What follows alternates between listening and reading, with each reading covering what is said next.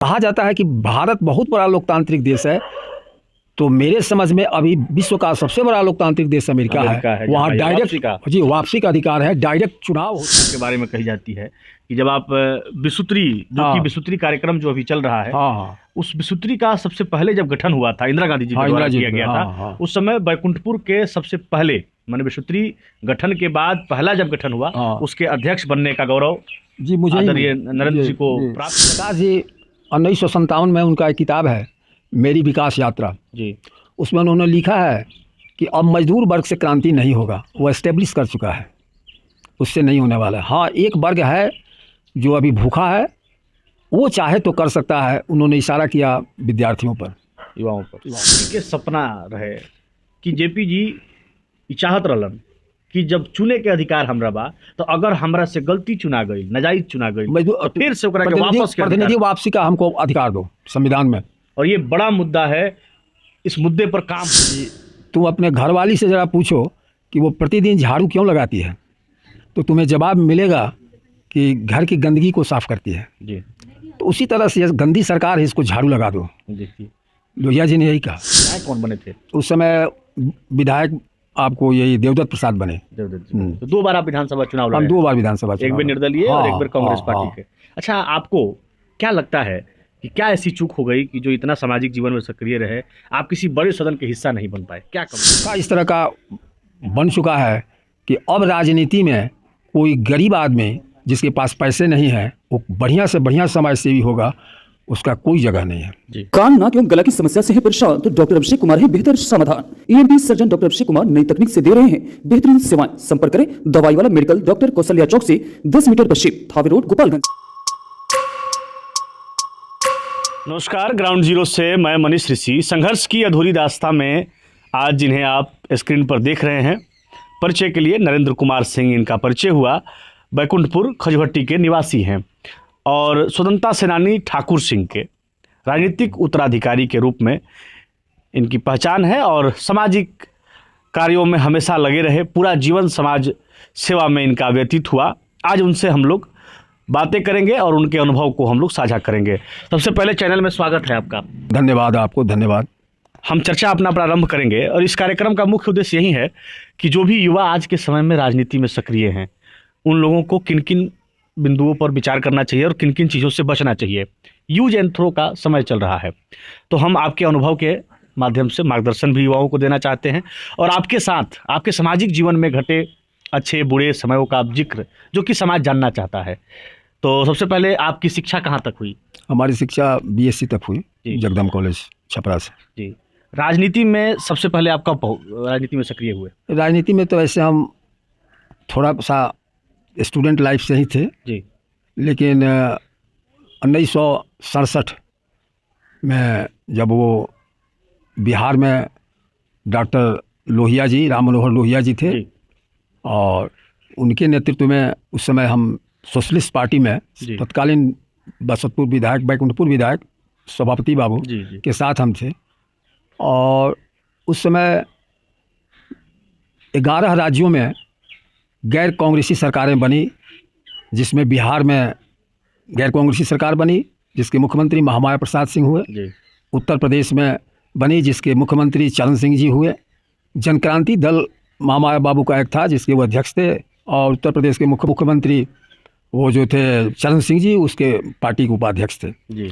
बहुत बड़ी आंदोलन चली और उस आंदोलन में आपको समझिए कि 11 राज्यों में संविध की सरकारें बनी और लेकिन वो सरकार ज़्यादा दिन तक नहीं टिक सकी। अच्छा, वो आंदोलन किसके विरुद्ध था? वो आंदोलन पूरे लोहिया जी, हम और हमारे एक मित्र थे बच्चा राय जी, हम लोग गांधी मैदान की तरफ घूमते हुए आ रहे थे। शाम में डॉक्टर राम मनोहर लोहिया का गांधी मैदान में मीटिंग चल रहा था, तो हमने कहा बच्चा जी को कि बच्चा भाई लगता है कि लोहिया जी बोल रहे हैं। तो उन्होंने कहा कि चला जाए ज़रा सुन लिया जाए। जी। लोहिया जी अपना स्पीच दे रहे थे, तो स्पीच में हम उनकी बात सुने। उन्होंने कहा कि तुम अपने घरवाली से ज़रा पूछो कि वो प्रतिदिन झाड़ू क्यों लगाती है, तो तुम्हें जवाब मिलेगा कि घर की गंदगी को साफ करती है जी।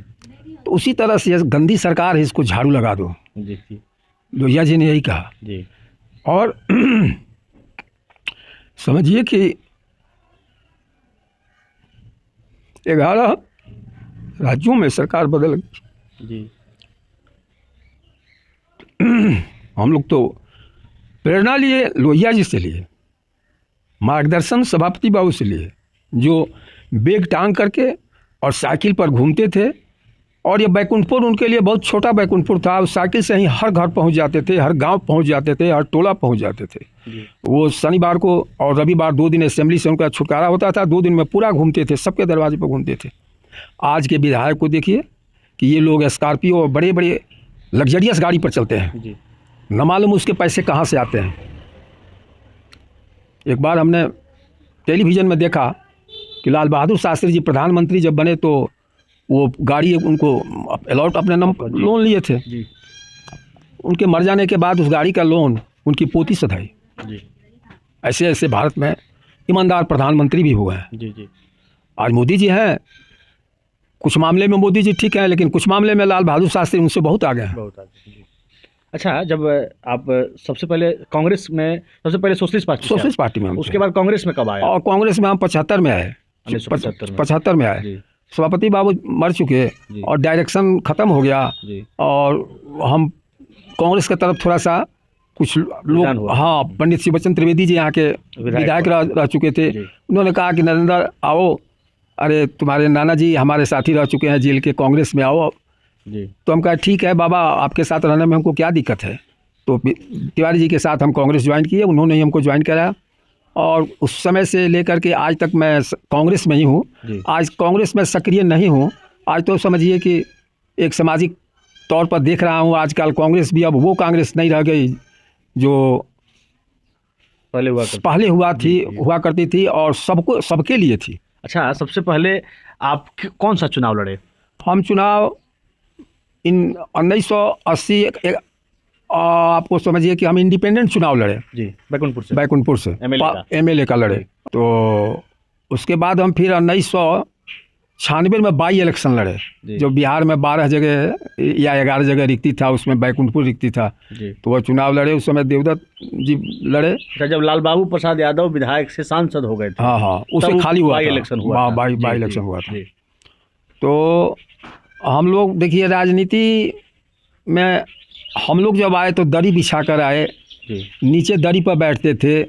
और जो हमारे नेता थे वो खड़ा हो करके और लाउड स्पीकर लगा करके और संबोधन करते थे। ग्रामीण लोग भी बैठते थे और दरी बिछाकर पोस्टर हाथ में लेकर के इस समय से हम लोग वो राजनीति किए और जनता की सेवा की राजनीति की है। लेकिन आज वो सब उल्टा हो गया है। जी। एक कहानी आपके बारे में कही जाती है कि जब आप बिसुत्री, जो कि बिसुत्री कार्यक्रम जो अभी चल रहा है, उस बिसुत्री का सबसे पहले जब गठन हुआ था, इंदिरा गांधी जी के द्वारा किया गया था, उस समय बैकुंठपुर के सबसे पहले, माने बिसुत्री गठन के बाद पहला जब गठन हुआ, उसके अध्यक्ष बनने का गौरव जी मुझे आदरणीय नरेंद्र जी को प्राप्त है।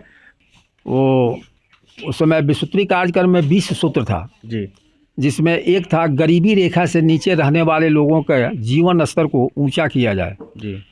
तो उसके लिए लक्ष्य समूह निर्धारित था। टारगेट ग्रुप जी, टीजी ग्रुप। तो उसमें देखा जाता था कि कौन गरीब आदमी है, उसको बैंक से लोन दिलवाओ और दिलवा कर उसकी स्थिति को सुधारो जी। दूसरा था बंधुआ मजदूरी में था कि लोग किसी के यहाँ रहते थे और बाप दादा तक 3-3 पुश्त रहता ही था, उसका कर्जा नहीं सता था जी। तो उसमें तत्कालीन आपको मुख्यमंत्री कर्पूरी ठाकुर जी थे बिहार का जी। उन्होंने ये कर्ज माफ़ी किया कि कर्ज माफ़ी 7 साल तक अगर आपका एथी था ज़मीन पर, अगर आप जरपेशी लिखे हैं तो वो आपका सध गया।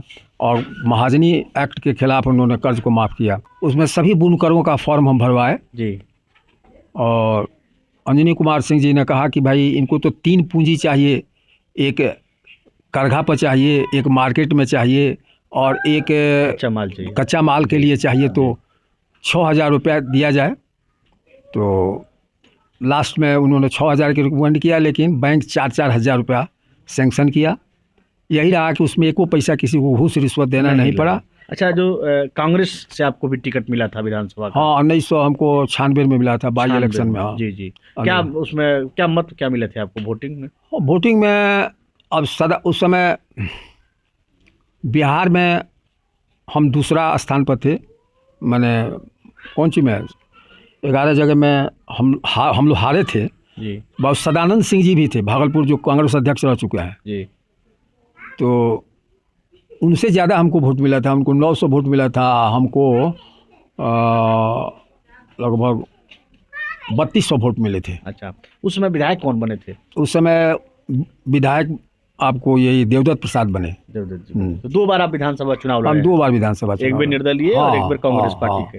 अच्छा, आपको क्या लगता है कि क्या ऐसी चूक हो गई कि जो इतना सामाजिक जीवन में सक्रिय रहे, आप किसी बड़े सदन के हिस्सा नहीं बन पाए? क्या कमी रही? देखिए, चूक यही रही कि हाई लेवल का जो संपर्क जो था, जी जहाँ से जैसे कि हमारा टिकट 85 में ही मिलता, जी सब तय था।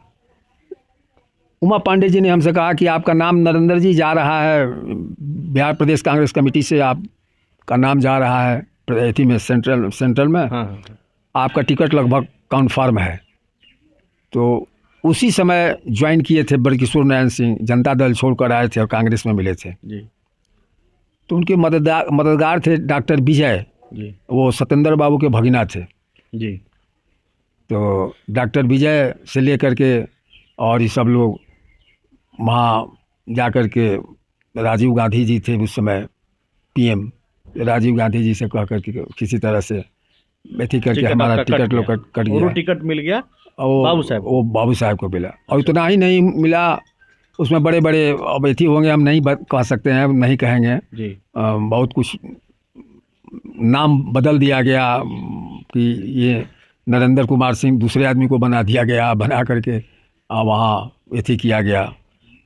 और आपको चंद्रशेखर बाबू चीफ मिनिस्टर थे, चंद्रशेखर बाबू के सामने दिया गया कि भाई अब की बार का टिकट इन्हीं को दे दिया जाए, बल्कि सूर्य बाबू को दे दिया जाए। जी। अच्छा, आपने अपने लंबा जीवन में जो अनुभव प्राप्त किया है, वर्तमान समय में जो युवा सक्रिय रूप से राजनीति में दिख रहे हैं, क्या मैसेज उनको देना चाहेंगे आप? उनको मैसेज तो यही हम देना चाहेंगे कि भाई, आप जिस धरातल से राजनीति में आए हैं वो धरातल राजनीति का नहीं है। जी ये चीज़ ज़्यादा दिन तक टिकेगा नहीं। आप जनता में नहीं जाते, आप जनता की सेवा नहीं करते, आप जनता की बातों को नहीं सुनते, और व्यवस्था इस तरह का बन चुका है कि अब राजनीति में कोई गरीब आदमी जिसके पास पैसे नहीं हैं, वो बढ़िया से बढ़िया समाज सेवी होगा, उसका कोई जगह नहीं है। जी वो चुनाव नहीं लड़ सकता।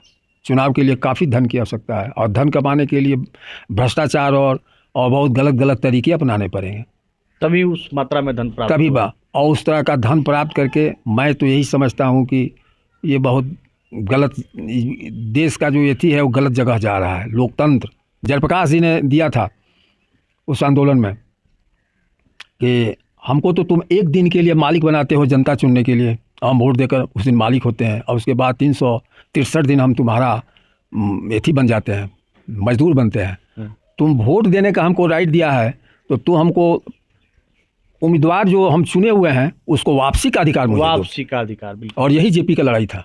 अभी भी लड़ाई अभी अधूरा है। अभी भी अधूरा है, जेपी मर गए, अधूरा है, और ये अधिकार अमेरिका में है।